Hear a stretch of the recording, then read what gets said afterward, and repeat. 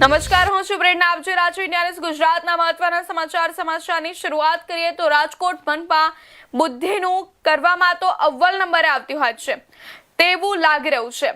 આ તકે વાત કરીએ તો રાજકોટ મહાનગરપાલિકા દ્વારા શહેરના સિવિલ હોસ્પિટલ ચોકથી માધાપર ચોકડી વચ્ચે જોડતા સાંઢિયા પુલને ₹74 કરોડના ખર્ચે નવીનીકરણ કરવામાં આવ્યું હતું, જેમાં પણ ક્ષતિઓ જોવા મળતા રાજકોટ મનપા નિયુક્ત મેયર ડોક્ટર નેહલ શુક્લ, સ્ટેન્ડિંગ ચેરમેન પરેશ પીપળિયા અને મનપા કમિશનર તુષાર સુમેરા દ્વારા અવારનવાર સ્થળ નિરીક્ષણ કરી ક્ષતિઓ દૂર કરવામાં આવી હતી.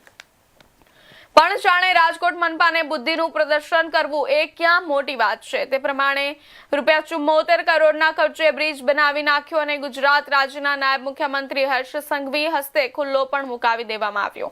પણ સાંઢિયા પુલ જતા ચોકમાં લાગેલા સાઇન બોર્ડની ભૂલ રાજકોટ મનપાને ન દેખાડી, જે ભૂલ પ્રજાને દેખાણી.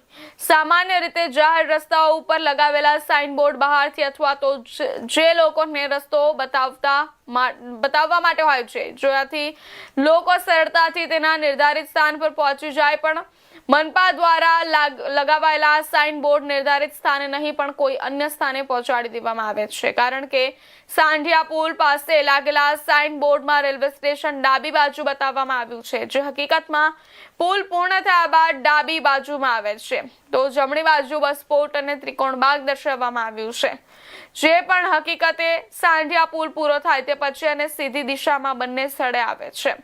અને સાઇન બોર્ડમાં જે રીતે સૂચવ્યું છે તે બાજુ તો શીતલ પાર્ક નવો 150 ફીટ રિંગ રોડ આવે છે. ત્યારે સમગ્ર મામલે રાહદારીઓ દ્વારા ઇન્ડિયા ન્યૂઝ સાથે વાતચીત કરતા જણાવ્યું હતું કે રાજકોટ અને બહારથી આવતા ઘણા લોકો આ સાઇન બોર્ડ જોઈ બીજા રસ્તે જતા રહે છે અને ગુમરાહ થઈ ફરી આ જગ્યાએ આવી અમારી પાસે સાચો રસ્તા અંગે પૂછે છે.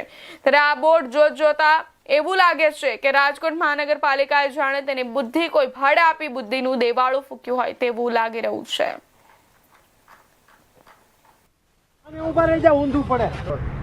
રાજકોટ મહાનગરપાલિકા અને તેને ભ્રષ્ટાચારી કોન્ટ્રાક્ટ એજન્સી અને ભ્રષ્ટાચારી અધિકારીઓ દ્વારા બુદ્ધિનું જાણે દિવાળું ફૂક્યું હોય તેવા દ્રશ્યો જોવા મળી રહ્યા છે. કારણ કે રાજકોટમાં તમે જે જોઈ રહ્યા છો, હું તમને જે દ્રશ્ય દેખાડી રહ્યો છું તે રાજકોટના જામનગર રોડનો જે સાંઢિયા પુલ છે તેના છે, કે જે 74 કરોડના ખર્ચે જે સાંઢિયા પુલને છે નવીનીકરણ કરવામાં આવ્યું હતું. રાજકોટ મહાનગરપાલિકાના નવનિયુક્ત મેયર નેહલ શુક્લ, સ્ટેન્ડિંગ ચેરમેન પરેશ પીપળિયા સહિતના અધિકારીઓ દ્વારા અવારનવાર જે કહેવાય કે આ બ્રિજ છે તેનું નિરીક્ષણ કરવામાં આવ્યું હતું.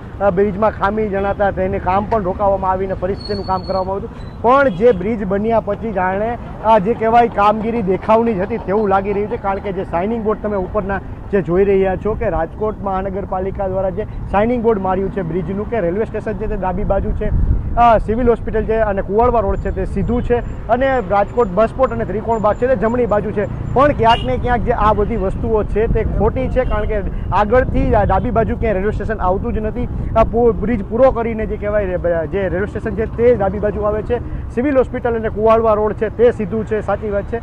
પણ જે રાજકોટ બસપોર્ટ અને ત્રિકોણબાગ જે છે તે ક્યાંક ને ક્યાંક જે જમણી બાજુ બતાવવામાં આવ્યું છે, પણ ડાબી બાજુ શીતલ પાર્ક અને 150 ફૂટ રિંગ રોડ છે તે શરૂ થાય છે. ત્યારે ક્યાંક ને ક્યાંક આના લીધે લોકો પણ છે તે હેરાન પરેશાન થતા હોય. ત્યારે આપણી સાથે રાજકોટના રાહદારી છે, એમની સાથે વાત કરીશું.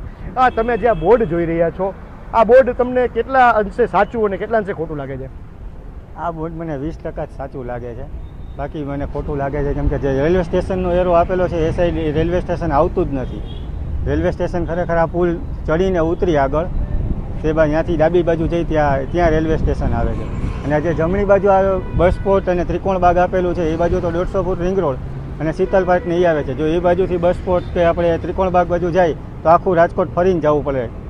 અને આમાં તો પબ્લિક, બહારનું કોઈ પબ્લિક આવ્યું એ હેરાન જ થવાનું છે. એક બાજુ દેશના વડાપ્રધાન નરેન્દ્ર મોદી એવું લોકોને અપીલ કરી રહ્યા છે કે પેટ્રોલ ડીઝલનો મહત્વ બને તેટલો ઓછો ઉપયોગ કરો, પણ આ બુદ્ધિનું દેવાળું રાજકોટ મહાનગરપાલિકાની ભાજપની સત્તા છે તેના જ અધિકારીઓ ફૂક્યું છે. કારણ કે જે રીતે વાત કરી છે કે બસપોર્ટ અને ત્રિકોણબાગ છે તે જમણી બાજુ છે, પણ જમણી બાજુ આવતું નથી. જે તેને જવું પડે તો પણ પેટ્રોલનો વ્યય થાય. કારણ કે આખું સિટી ચીરીને ત્રિકોણબાગ જવું પડે. નથી લાગતું એવું?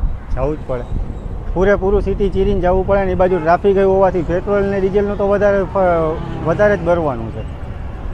તમે આ રોડ ઉપરથી દરરોજ નીકળો છો, કેટલા લોકો તમારી પાસે સલાહ લે છે ગુમરાહ થવાની? કારણ કે જે રીતે સાઇનિંગ બોર્ડ આપ્યું છે તે બાદ ફરીને તમારી પાસે પાછા પણ આવે તેવી પણ વાતો છે. ત્યારે તમારી પાસે કેટલા રોજના સલાહ લે છે કઈ બાજુ જવું હોય તો ક્યાંથી ક્યાં અમારે જવું હોય તો કઈ બાજુ જવું? રોજના 10 થી 15 જણાને તો અમે સલાહ અહીંથી આપતા છીએ કે અહીંથી તમારે સીધું જવાનું રહે છે, અહીંથી આગળ બસ સ્ટેન્ડ કે એ બાજુ નથી જવાનું. રાજકોટના મેયર કહેવાય કે આ જે બ્રિજ બનતો હતો ત્યારે અવારનવાર આ સમીક્ષા કરવા આવતા હતા, અધિકારીઓને સાથે લઈને આવતા હતા, નિરીક્ષણ કરતા હતા. તો શું આ નિરીક્ષણમાં ક્ષતિ છે, બુદ્ધિનું દિવાળું ફેંક્યું હોય તમને લાગે છે? 100% લાગે છે. આ જે તે અધિકારીનું ધ્યાન જ નહીં ગયું. અમે આના ઉપરથી એવું લાગે કે અધિકારી જોવા આવ્યા જ નથી. આ ખાલી કોન્ટ્રાક્ટરે પોતાની રીતે જ લગાવેલું છે. હવે શું તમારા મતે તમે રાજકોટના નાગરિક છો, રાહતદારી છો, તમારી શું માંગ છે? શું કાર્યવાહી થવી જોઈએ આવા જે ભ્રષ્ટાચારી અધિકારીઓ છે, પદાધિકારીઓ છે તેના ઉપર જે કાંઈ કાયદેસરની થતી હોય એ કરવી જોઈએ. અને પહેલાં તો આ બોર્ડ છે એમાં સુધારો કરાવો કે બીજું પબ્લિક જે છે એ આડે રસ્તે ન જાય.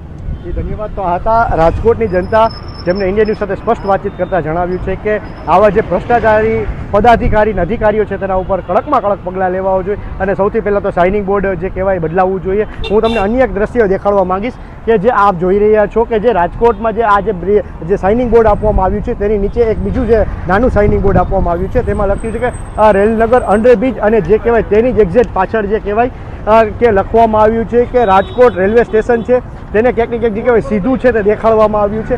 અને અલગ અલગ શાઇનિંગ બોર્ડ મળતા ક્યાંક ને ક્યાંક હવે જે કહેવાય રાજકોટની અને બહારથી આવતી લોકો છે તે ગુમરાહ થઈ રહ્યા છે. ત્યારે હાલ સમગ્ર મામલે અત્યારે રાજકોટની જનતા છે તે સ્પષ્ટપણે કહી રહી છે કે આ જે સાઇનિંગ બોર્ડ મારવામાં આવ્યું છે તેમાં જે કહેવાય કે બુદ્ધિનું દિવાળું ફૂક્યું હોય તેવી વાત સામે આવી રહી છે. ત્યારે આ બાબતે કહેવાય કે રાજકોટ મહાનગરપાલિકાના પદાધિકારી અધિકારીઓએ સમીક્ષા કરી ત્વરિત આનો નિર્ણય લેવો જોઈએ અને રાજકોટની અને બહારથી આવતી લોકોને આ ગુમરાહ થતા અટકાવવા જોઈએ.